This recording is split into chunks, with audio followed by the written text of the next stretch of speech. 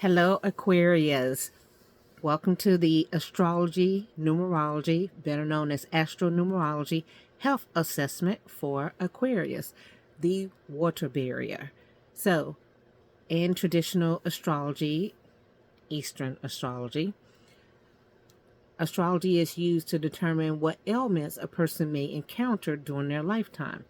And in general, these are things that show up at some point. So for Aquarius, you have trauma to the ankles, cramps in calf muscles, varicose veins, spinal and heart disorders, swollen legs, problems with nails or hair, unusual ailments, chronic fatigue, shins, calves, circulation, and ankles. That's your main thing. And again, I know an Aquarius who actually has some very unusual things that have happened to them from a health standpoint. But one part I can definitely see was circulation in water because Aquarius is the water barrier. But another thing is Aquarius is always trying to get with everyone and have the tribe be there. And so they're taking on a lot of different things and they get their little heart and their feelings kind of crushed at sometimes. So that I can see with some heart and circulation issues as well. Poor circulation definitely leads to swollen things, swollen ankles and things of that nature. Another thing, because again, I do astronumerology. So let's just say you are in Aquarius rising and you have a life path of three, or three is prominent in your chart.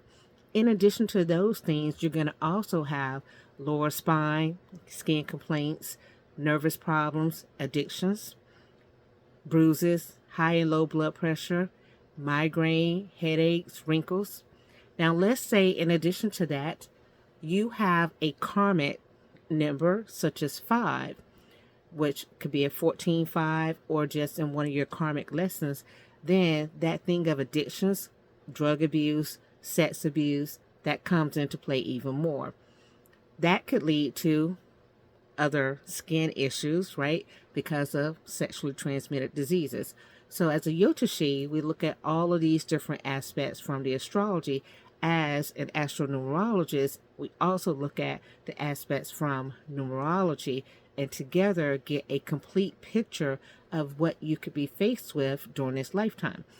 Again, as a Yotashi, we also perform things called remedies. So give you things that you could do to avoid some of these things, such as if you have a tendency to have an addictive personality, be safe when you engage in sexual activities. If you are a person who overeats, then we say, okay, exercise more. There's different things that you could do.